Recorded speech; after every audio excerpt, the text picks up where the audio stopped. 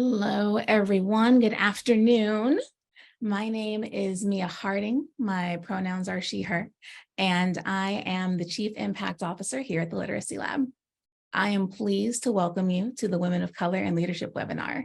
Before we get started, I want to ground us all in some shared understanding of some terms that we are going to hear tonight: equity and women. When we say equity, we want to make sure that people are not mistakenly thinking of equality. So just to reframe, or just to make sure we're all on the same page, equality is what happens when everyone has the exact same tools to accomplish a task. Equality would be having Kevin Hart and Shaq shoot for free throws from the free throw line with nothing more than a basketball each. Equity is giving people what they need to complete a given task. And so equity in that same scenario would be providing Kevin Hart with the tools that he would need, presumably a ladder or stool and closer proximity to the basket to successfully shoot a free throw from the line, while Shaq would still shoot from the free throw line without anything other or anything more than a ball. In this conversation, we are focusing on how to create equity in leadership, not equality. Equality is where we are. Equity is where we're going. We have been engaging in an internal dialogue around inclusive language for this event, as well as the larger initiative. We are using women as an umbrella term that includes, but is not limited to, transgender, non-binary, femme, and gender fluid folks. If you carry any femme inclusive identity and want to be a part of this conversation, you are welcome, you belong, and you are valued. Throughout today's conversation, folks may use a variety of femme inclusive terminology when describing their experiences. This is an ongoing conversation, and we are looking forward to learning and growing more with you all. As we shared in the invitation, decades of research have demonstrated the workforce gender gap, both broadly and among leaders specifically.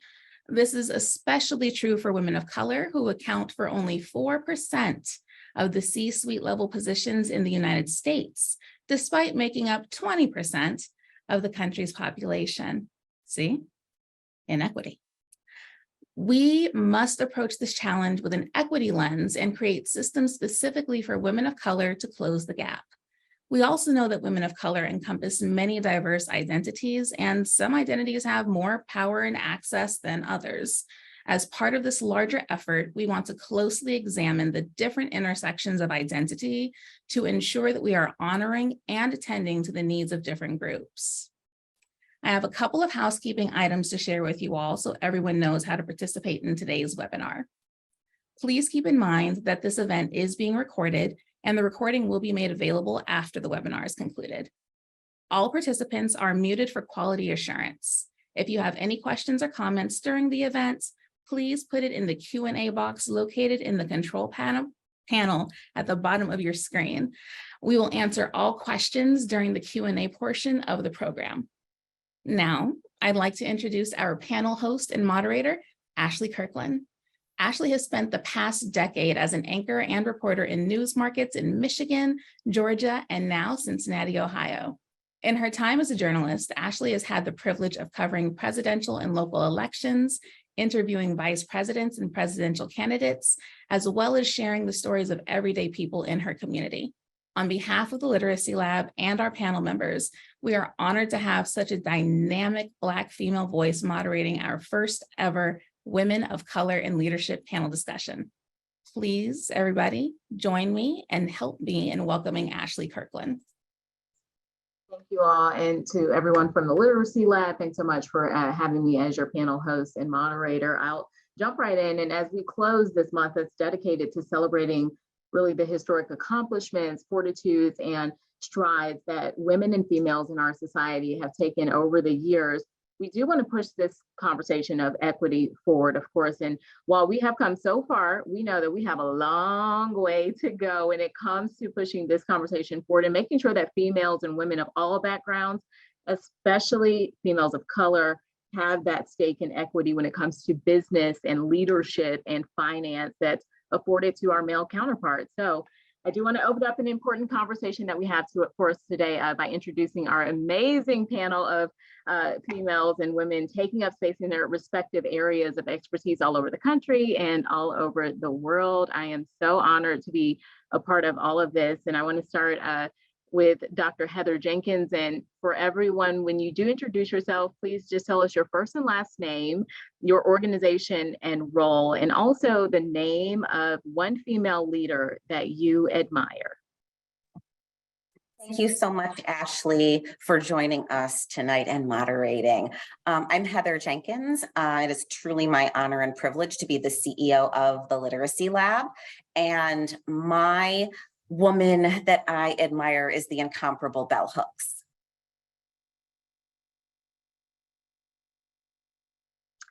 And next, Marley Gutierrez.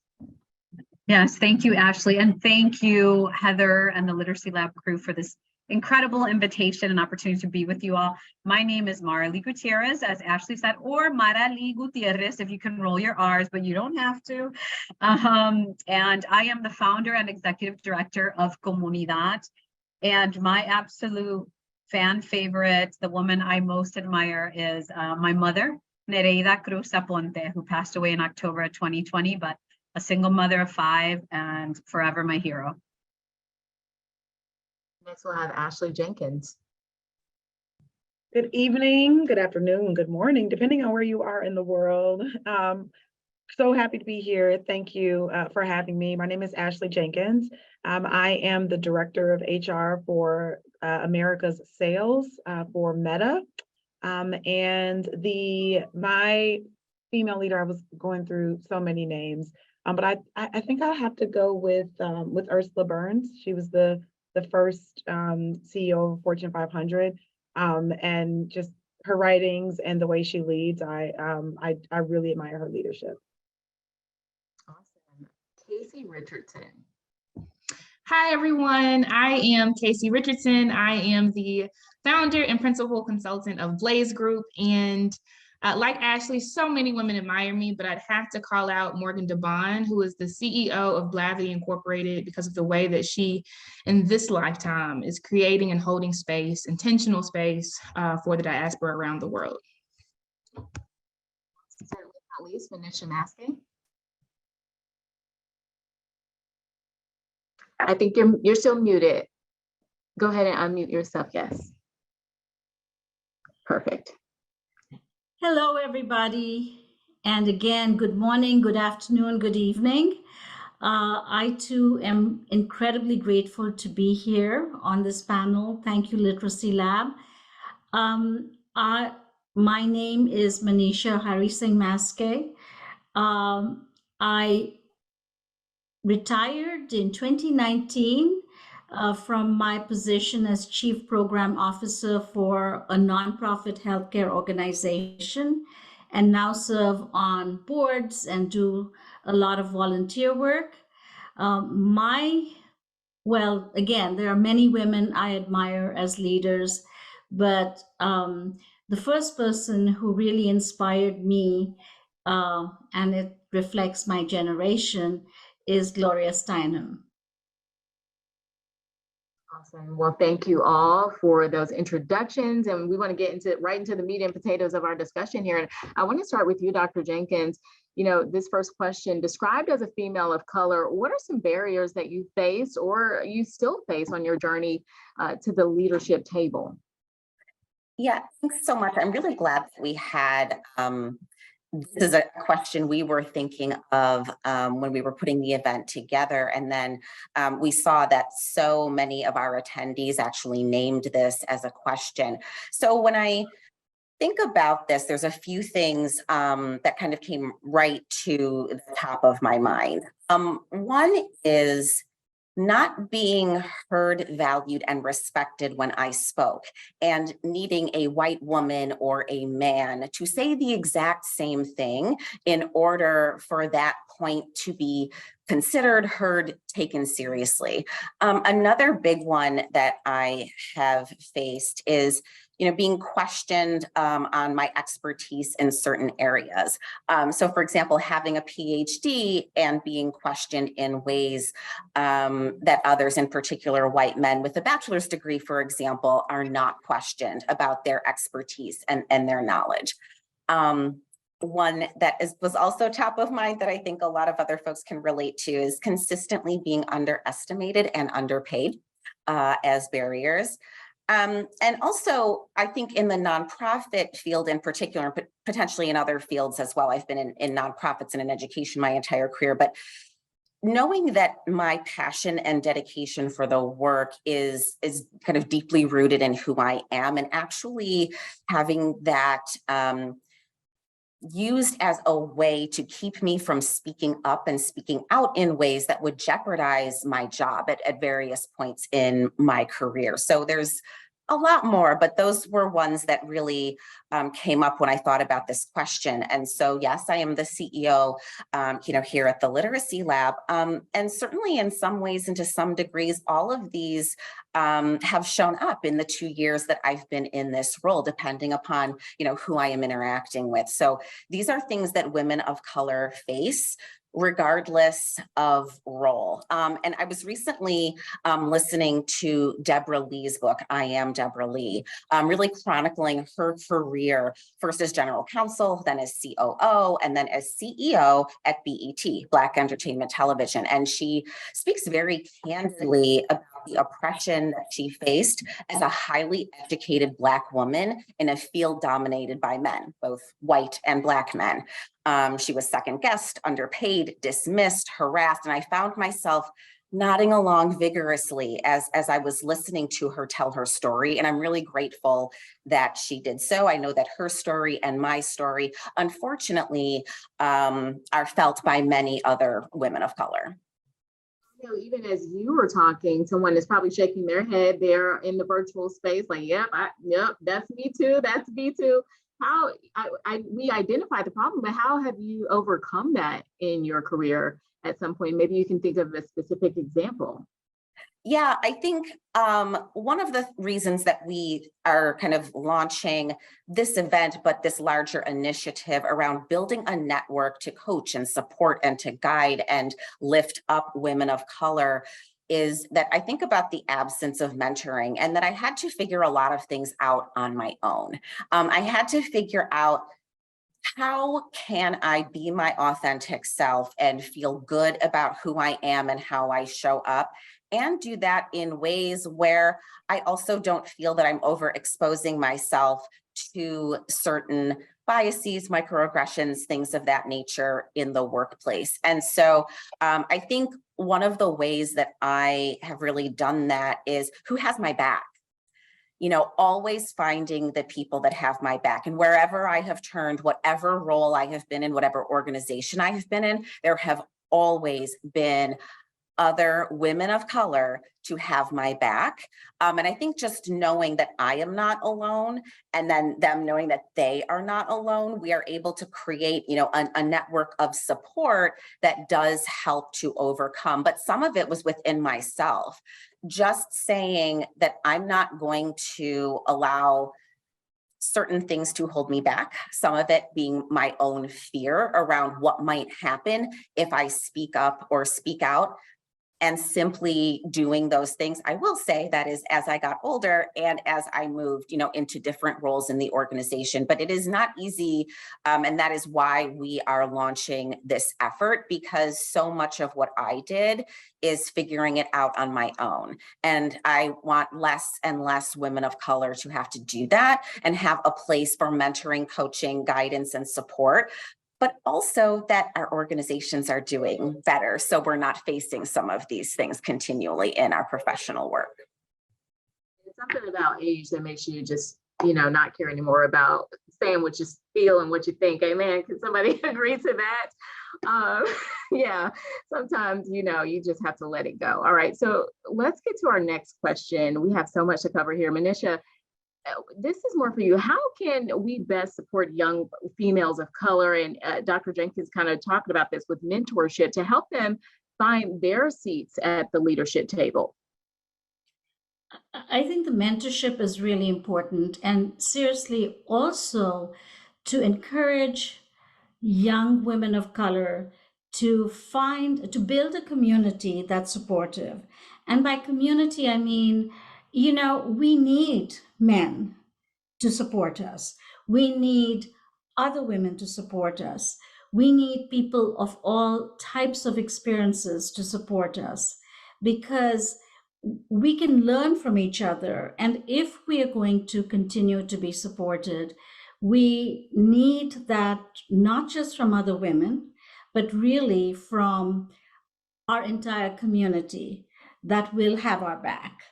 And so when I talk about the mentoring, I think it's really important to have a diverse group of mentors and trusted.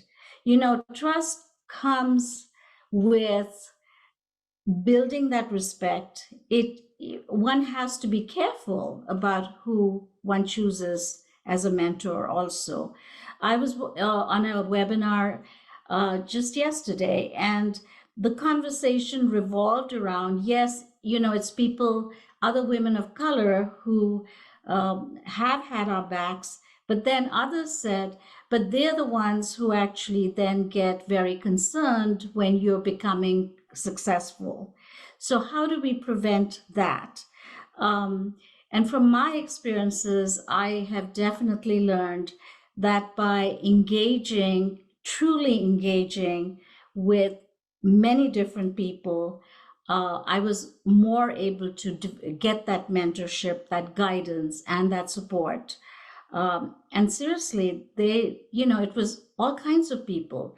Some of them were staff who reported to me, who then really encouraged me to stand up as a leader. There were others whom I reported to.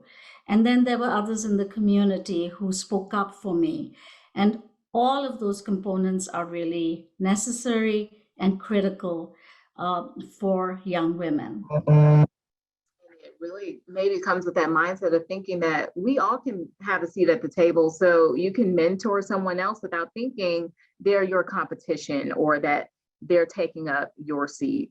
Okay, so Casey, I want to get to you. What lessons have you learned that have helped you most in your current leadership position? Sure. Thanks, Ashley. I'll call out 3 specific lessons that have continued to just allow me to fly. One is always have an opinion.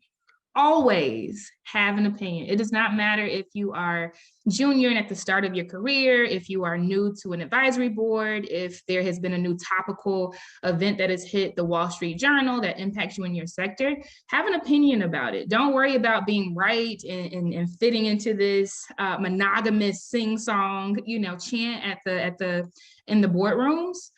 Miles Davis said, the great musician, he said, it takes a long time to learn how to sound like yourself.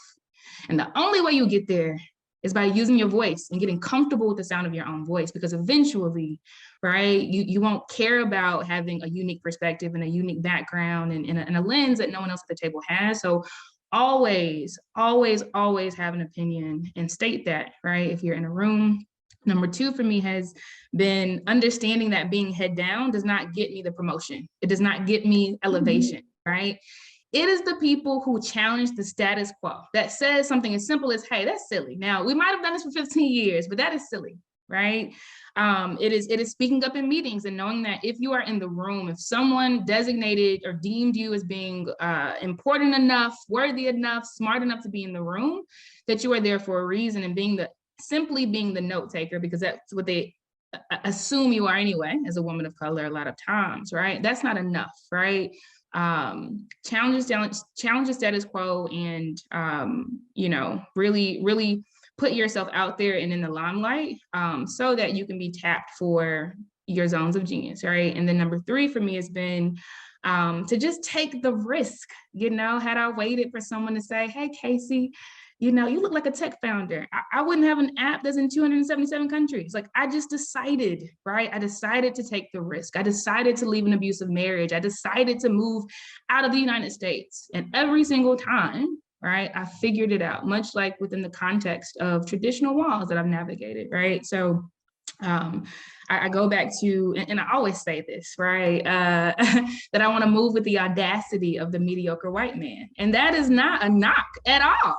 It is to say, I actually don't need to be 120% qualified, right? Steve Jobs said, those who are crazy enough to think that they can change the world usually do. And I agree with him, right? The CEO of LinkedIn said, if your first launch did not embarrass you, you waited too long.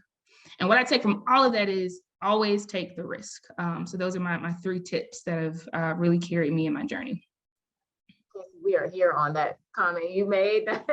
And she said, always have an opinion. And that is completely juxtaposed if someone has said, you always got an opinion. That's a good thing. That is a good thing. I want to pose the same question to Marley. I cannot roll my R's, forgive me, but what lessons have you learned that have helped you most in your current leadership position? Yeah, so thank you. And I just want an exclamation point, 90-point font size, you know, bold, underline what Casey just said, because I am there with you. So I think we could talk long about this, but I think for me, it's just, respect yourself. You have to respect yourself. You have to love yourself and respect yourself. And for me, that don't play down your abilities. Don't play down your capacity. Don't say, oh, this was no big thing. No, if somebody compliments you, say, thank you. You acknowledge your own capacity, you own it. And for me, as a founder, and even if you got it wrong, you own it, right? And so for me, it's respecting yourself, owning your, and that's the under the category of owning your abilities and not playing things down. The second thing that I would share is clear as kind. Communicate, use your words. And I know that, you know, as an auntie to many nephews and nieces, sometimes we would have to tell my nephew or my niece, use your words. And I still use that for me. I'm like, use your words. Clear is kind. I think the other thing that I would add to that is, and I appreciated hearing this already said by a few of you, it's okay to figure it out. It's okay to fail fast and fail forward. We're figuring things out and just bounce back. You know, don't wallow in that, and find your people to be able to protect you and keep you in the safe spaces when you do have a hard fail. But you are in the process of figuring things out. And I think part of growing and learning and knowing yourself and your abilities and your capacity is to be teachable, you know. And I think I would say lastly is to have fun. You've got to laugh and find your girlies, find your guys, find your people, okay? And just have a good time, because this is hard work, man. This is hard work, and we need to come up for fresh air. Then, so I would say, you know, respect yourself, clear as kind. You know, you're fail fast and forward, you're figuring things out, have fun. And then I would give you a warning. I would say one of the lessons that I've learned and I see continually is that pride and fear get in the way of good leaders. So pride and fear leads to poor leadership. And so good leadership leaks, bad leadership reeks. My mantra, and you can't take the title of my book, okay, just get ready for it, is be the leader you want to follow. Be the person you want to follow. So I could say more, but thank you for that. Ashley, I want to bring you in on this conversation as well, because obviously you have so much to offer. So what lessons have you learned? And then we'll end with you, Manisha. Oh, all of them, first of all. I mean, I'm like over here, you could hear me clapping and snapping and hallelujah-ing. Look, I mean, and I think we'll get to this later, but authenticity is such a, I think it's a buzzword a lot that people use, and like authentic leadership and how do you show up authentically? But I really try hard to keep it as real as I possibly can in the workplace. I've been in tech the majority of my career. I'm obviously in big tech now. I am one of very few, generally in any room, in any Zoom, on any conference call or conference room. But I show up, and this seems, you know, maybe simple or like something that isn't taken as seriously, and maybe those of us that remember 15 years ago, but even my hair, right? I will show up with my wash and go and my curls covering the entire screen. I will show up with photos when I'm home of my family behind me. I will, talk about my weekend, right? And I'll get into some of those later, but like authentic leadership is one of the biggest lessons that I've learned in terms of really showing up who I am and how I lead and being very self-aware. Because I think we've all talked a little bit, or all of you so far have talked about, what's important to you, and even as we think about mentorship and as we think about how we show up in the workplace or in professional circles, but really being self-aware, meaning knowing where your strengths and where your opportunities are, and being able to leverage the people around you to help fill those gaps. Because I think I see a lot, especially in, I don't want to call it generational, but I do think that there is this, there's sort of this era of like, I deserve because I'm here. And that's not necessarily the case. If you are here, right, you deserve to be there, but you don't necessarily deserve what's next if you haven't put in the work. And I don't think we really talk about that explicitly enough. I think there's this sort of entitlement sometimes. And that, again, is not saying that we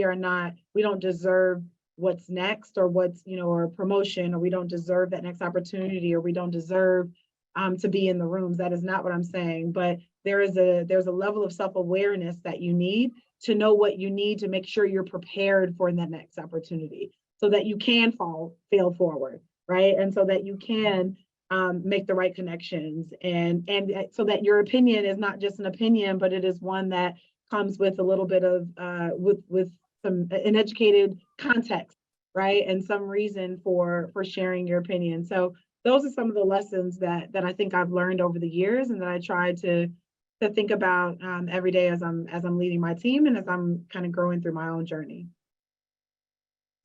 Manisha, I think that's an important question for everyone, honestly. So Manisha, can we end with your perspective quickly? Well, I think, first of all, I want to reinforce everything all the panelists have said. Self-confidence is incredibly important. Asking for what you need is absolutely imperative. But doing it respectfully. If one approaches something, one might be angry, and that's okay. But approaching other people with anger doesn't always yield results. So really being able to ask for things, for what you need respectfully, standing up for yourself, and really, as Ashley just said, yes, you do have to work at things, and I agree, Ashley. Things have changed a little bit in the workplace these days, but if you're going to be the leader, you also have to work on being knowledgeable about what you're speaking to, and that does take extra work, but it's necessary. And if you don't know, it's also okay to say, I don't know. So I just, I'm basically reiterating and reinforcing everything all of you have said. Thank you. And a next question, the feeling of anxiousness, uncertainty, it's common when you're somewhere new, whether it's a new job or you're a young professional in a new career. How do we decipher between that and, the hot phrase right now, which is imposter syndrome? How do we decipher between those two? And I do want to start with you, Casey, because you are in such a white male dominated space. How do you decipher between the two and then attack your goal? Yeah, I think that's a really good question, because at times, it's hard to delineate the two, right? I think I will say, I do think that imposter syndrome is a thing, okay? Because I've heard a lot of around, like, how can that be so? And especially for women, right? I've had a lot of conversations with men who are, you know, in very key positions in this consulting work that I do, trying to explain it. And when you, especially globally, I think we're speaking from the perspective of being Black Americans, right? And women of color in America, right? But especially in countries where women are so socialized, right, to be silent and to be very slow moving and to really look at hierarchy, right, as barriers, right, ceilings. Imposter syndrome is so paralyzing because there is recourse a lot of times for you speaking out too much against political figures or, you know, leaders in companies. There is recourse in the home when you open a bank account, literally, right? When you open a bank account and start saving for yourself. And so imposter syndrome is real when you've never seen anyone take up that space and you're not sure if you can really hold down what your mind says that you can, right? And so I actually equate that to, you know, almost being a first of sorts, right? A first in your family, a first in your community, a first in so many ways. And once you do it enough, right, and you see it enough, right, representation does matter. You know, you get better at it. Now, anxiousness, you know, that you know, I describe that as the butterflies in my stomach, and sometimes you know, my body behaves in certain ways before I do big things. And that I truly don't see that as me not thinking I'm good enough, right? I see myself as continuing to stretch myself. And I look for those feelings actually in my journey. I know that I'm too comfortable when I'm on autopilot. Like I'm not being stretched anymore, right? Like I'm not sharpening my skills. I'm not learning new things. And so that level of anxiousness that I feel before I step on a stage because the room keeps getting bigger, right? Or because before I go and talk to a superior, right?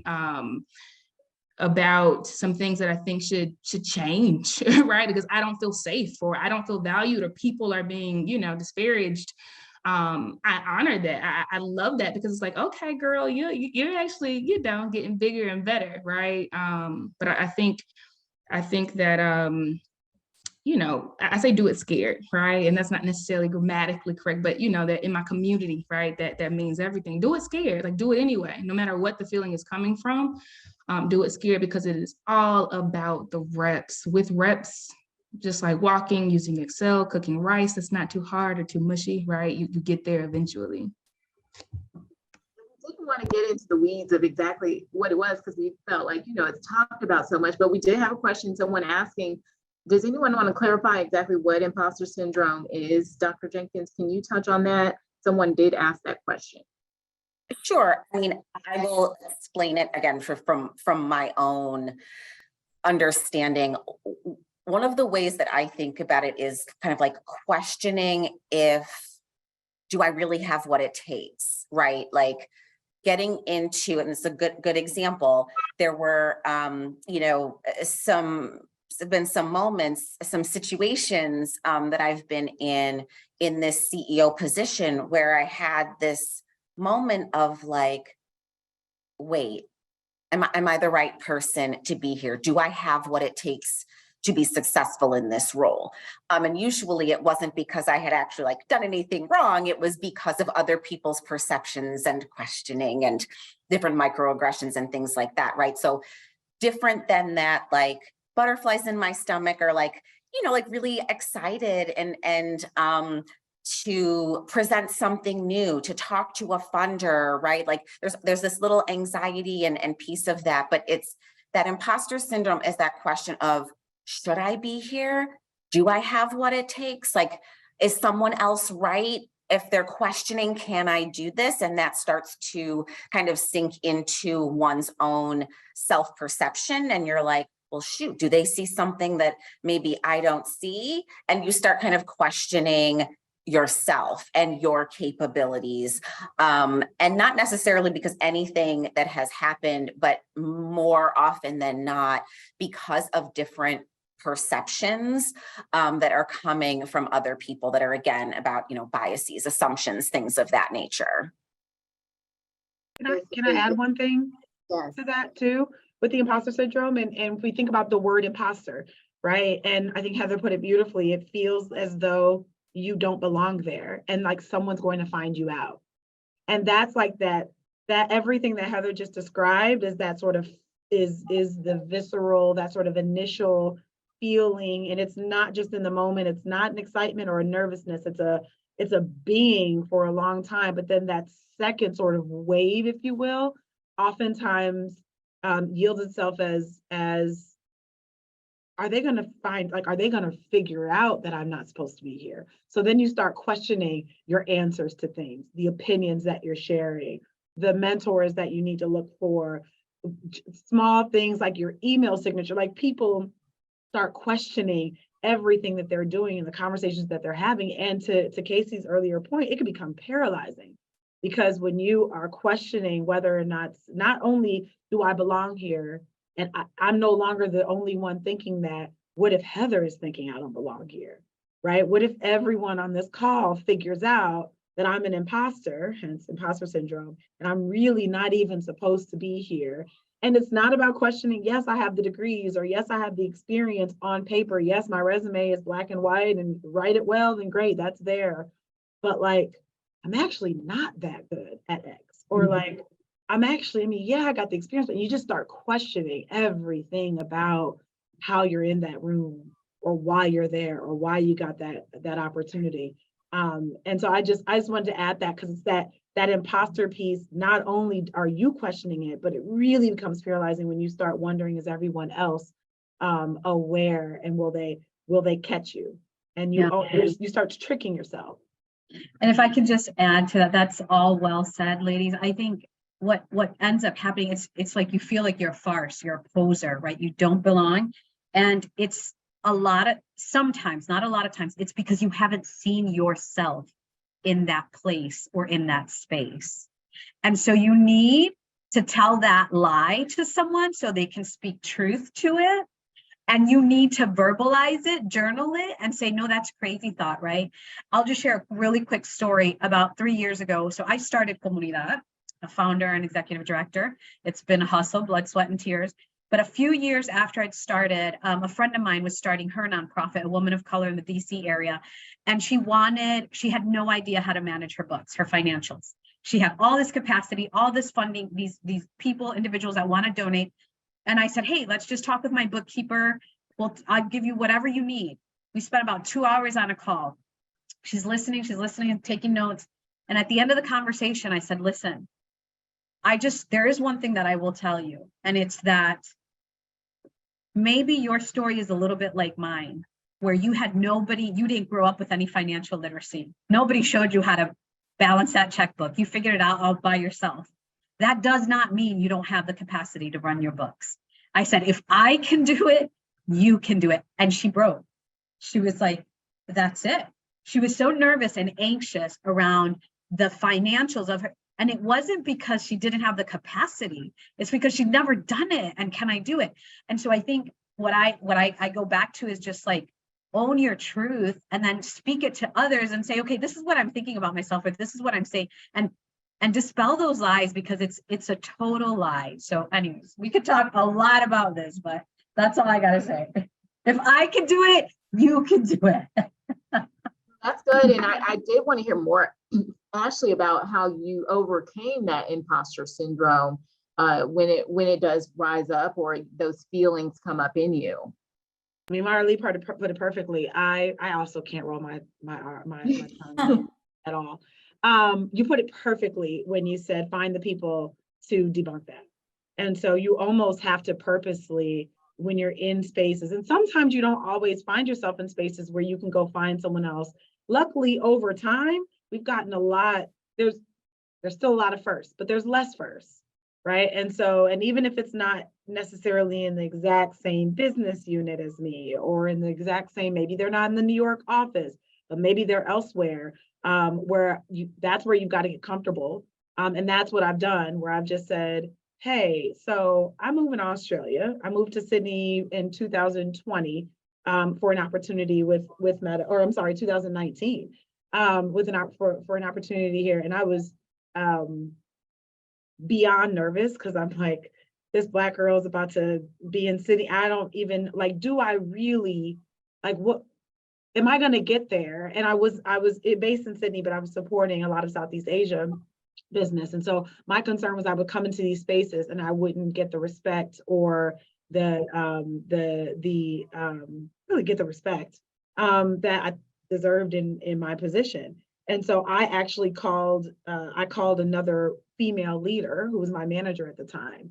And I just expressed to her directly. I didn't tiptoe around it. I didn't try to like, well, here's what I let humility like fill me up and let my ego go. I had already gotten the role.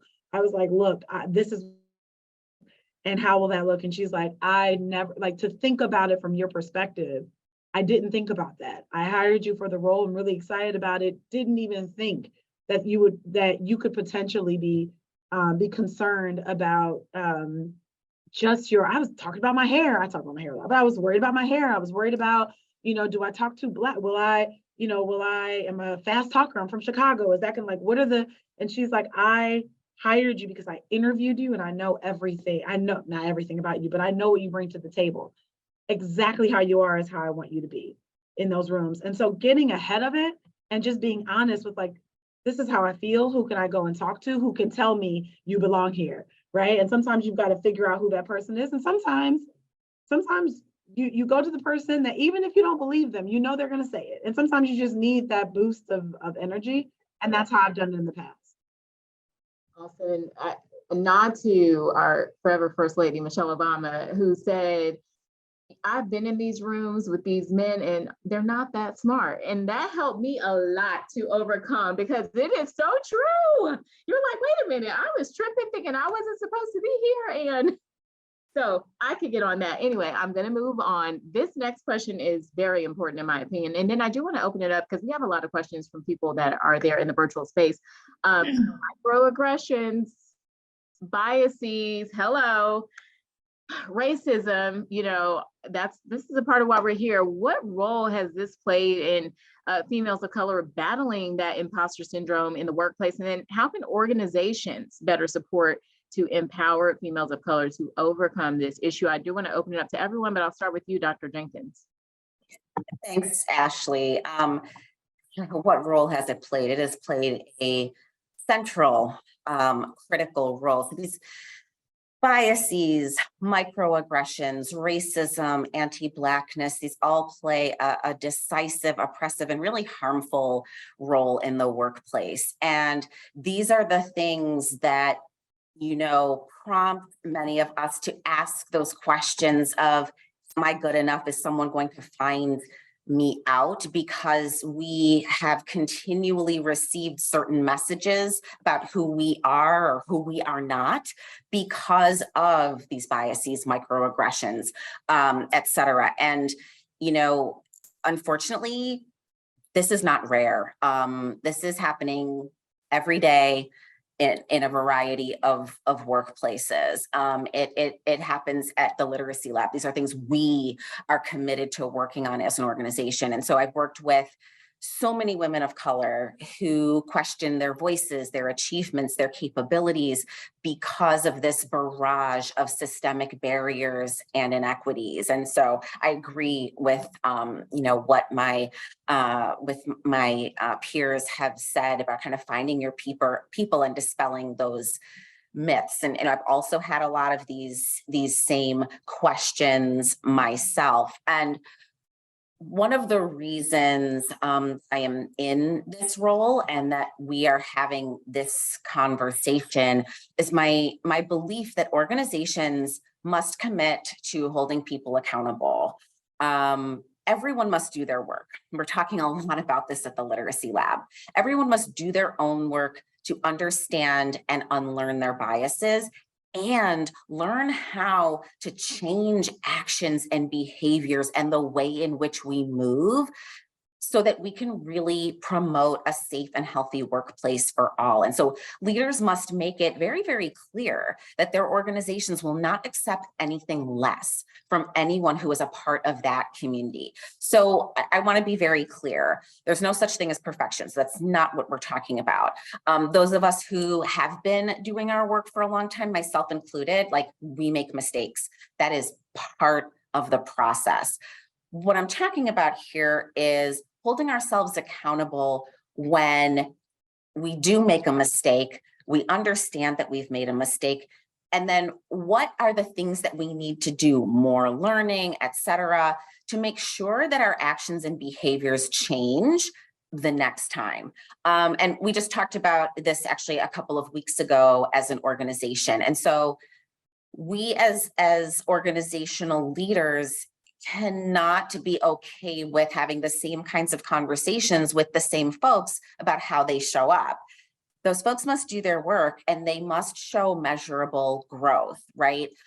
Because we can have policies and systems and practices in place. We're doing that at the Literacy Lab, but that is only part of it. We also have to follow that with how different people are showing up and a certain kind of accountability where we show care for everyone and we invest in everyone's learning and growth. And at the same time, we say the expectation is that everyone does better than what they did before. And leadership must demonstrate this. We must be doing it ourselves. And we also really have to manage the accountability systems that are built around this. If we are not doing that, if we are not speaking up when we see something happening, if we are not showing grace and humility and care when someone calls us in on our own behavior, then none of this will actually work. So this to be really system-wide throughout organizations. It has to be not just stated commitments, but it has to be followed up with actions and behaviors that are just ongoing throughout our workplaces, or we're not going to be able to have the kind of culture where there are more different kinds of leaders in our organizations who feel and know they are psychologically safe and are able to do their very best work. We cannot have that when we have spaces where some people say, it's not safe to bring my authentic self. It's not safe to speak a certain way. It's not safe to dress a certain way. It's not safe to wear my hair a certain way, et cetera, et cetera, et cetera. We have to create these workplaces where the whole self, everyone's whole self, is welcomed, respected, honored, valued. And that has to start with leadership doing it and saying it is unacceptable to do otherwise. Okay, let the church say amen. That was comprehensive, all-encompassing. Yes. We have 10 minutes, so I do want to get to a question from. May I just Yes, say please. one thing? I think this is really important. I think we also need to understand that not everyone knows what those microaggressions are, doesn't know that they are showing biases. And the reality is we all have them. We all have biases. And sometimes they play out as microaggressions. And so in addition to holding people accountable, we need to provide a platform to be able to have those conversations, to hear from our colleagues, you used such and such word, and I find that offensive. Now, it may be that, you didn't use that word because you didn't know it was offensive, but to that person, it is offensive. So I think we have to have those open conversations about, what biases do we have? And to do that somewhat regularly, because often the most liberal organizations feel that, everything is great here because we just accept everyone. And that's true. I'm sure it is. But the reality is that humans have biases and we need to be able to talk about that. And they get expressed with the microaggressions, which are much harder to identify than truly aggressive behavior. So important. And Marley, I want you to jump in there too. You had your hand up because I heard before, even in my workplace, people say, well, I don't see color. My kids don't see color. And it's like, You do, but what do you do when you see the color is the thing. So Marley, you had something you wanted to add? Well, I think, it's so unfortunate that we only have like a few more minutes on the call, because this is, people get PhDs on these, right? I think what I want to caution us to be careful is dominant culture usually holds the microphone, right? So if you're not part of the dominant culture, which we are not, we experience more, I think, of those microaggressions, and we experience more of those biases, but because we're constantly in and out of cultures. I'm a Mexican Puerto Rican, grew up in North America, so I can easily, go in and out and code switch, even in Spanish. And so I appreciate the recognition that, yes, I come to the table with my prejudices, and if you don't like plantains, we got problems, okay? But however, and I can't believe that people haven't eaten mangoes, right? Like, is that a thing? However, I also think, and this is the hard place for us as women of color, as leaders of color, we got to step into those places with the grace and humility, as Dr. Jenkins said, but we got to speak truth. And we also got to push back. And we also got to say, this is systemic racism. I am experiencing it. I am seeing it. And I am standing with my families that don't have papers and do have papers. And because dominant culture will justify everything. And so I think that I just want us to tread carefully around that, and I think it's important to see color, absolutely, because you have to recognize that and racially, ethnically, we are different. I am Mexican and Puerto Rican, and that is a beautiful thing, but there are many people in our community that are Salvadorian, that are Honduran. And so there is beauty in that diversity, and just being able to, even within the Latino community, to say, okay, where are we agreeing on and where are we different, and having those safe conversations. I hope I kind of answered your question. It's so sorry, Ashley, but just to, because Marley has me fired up now. And I think to her point, that is what is one of the most crushing things about the corporate experience or institutionalized experiences. The fact that there are not these true walls of accountability, right? In the way that they should be, right? Being a leader of teams myself, at the second largest bank in the United States during my career, I watched HR professionals talk to the managers before they circle back to employees to figure out the framing of how they would, already before listening to what happened, right? How they would make sure that they were covered, and all of these things, right? And there would be like other people on the line, and people were just comfortable with that, right? And so I think today I still watch it on LinkedIn, and people are becoming more and more vocal, right? Like, there are so many horror stories about people going through the channels and enduring and doing all the paperwork and all of these things, right?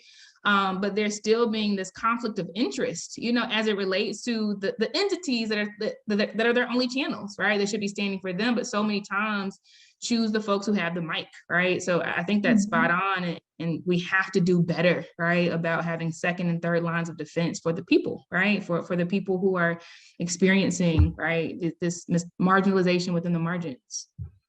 We only have a few minutes left. I don't know if Leonard can tell me exactly so we don't get cut off, but a lot of the questions that we're getting here are about different mentorship programs. Can you tell me if you know of any? So I don't know if that's something you all can put in the chat or something like that for people to help them out. They want to know, where can they get mentors, basically. A good question that I saw here, and it is one of the things is what factors impact a woman's ability to lead others? And I would like to rephrase it in what factors enhance a woman or female's ability to lead others, because I think that there are so many great qualities that we possess that really is a feather in our cap to be a good leader. Ashley, I want to start with you. I mean, it's hard to generalize, right? So, but as I think, leading with heart, I think is really is important. And having this level of empathy that, of around the female experience and the female, for me, the Black female experience. I think there is factors that enhance. I think the ability to be, and I said this earlier, really be self-aware and to know where you need help and know if you're leading a team, who to tap into on that team in order to help guide you and make decisions, because you're not going to know. Knowing basically that you're not the all-knowing is really important, and knowing that you are trusting yourself to hire people around you. A lot of people talk about your personal board of directors. I know Heather was talking about, or Manisha earlier, around mentorship, but this personal board of directors. And I know I'm seeing people throw things out in the chat around programs, but don't necessarily feel like you need to limit yourself to mentorship programs, because sometimes your biggest mentors in a moment or in an era of your life are your peer mentors. Sometimes it's your actual managers at your company. Sometimes it's your classmates. Sometimes it's people that are coming before or coming under you and you're learning from, right? And you're leading them, and you're realizing as you're leading them and leaning back to pull them up, you're learning a ton from them. And so just being open to various ways of being mentored and being open to various ways of learning. I think this learning mindset is also really important, and just always being on to be better and to do better and to learn from mistakes, and being humble yet confident about it. Those are some of the factors I would say kind of enhance my ability as a leader, particularly as a Black female leader. Okay. Seconds, did anyone want to put a cap on that bottle? Yeah. I do. And again, I just want to emphasize, let other people in to your life, because you will learn from them. I know we're running out of time, but I, in my career, have had to manage multiple different programs. So I have worked with people managing the re-entry population, and people living with HIV, and women, I mean, everything. And it's always, I could not possibly know everything about all of it. I had to learn from my colleagues, the staff I worked with, and they taught me a lot. And we ended up co-mentoring each other. So it's bi-directional. Thank you again, all of you, for your perspectives, your unique perspectives. I am so sad that we had such little time, because it was just so much to cover, and you guys all have wise outlooks on life and career. And so thank you. Thanks to our audience. And then I'm going to turn it back over to Henrietta. Thank you so much. My name is Henriette Reshny, the Chief Operating Officer of the Literacy Lab, and I want to thank all of our panelists for sharing their experiences and their insights tonight. A big thank you to you, Ashley, for moderating this meaningful panel discussion, and thank you, attendees, again for joining us for today's dialogue. Please stay tuned for the panel recording and details about our larger initiative to connect women of color and leadership, building a community of care, mentorship, and change. Have a wonderful rest of your evening.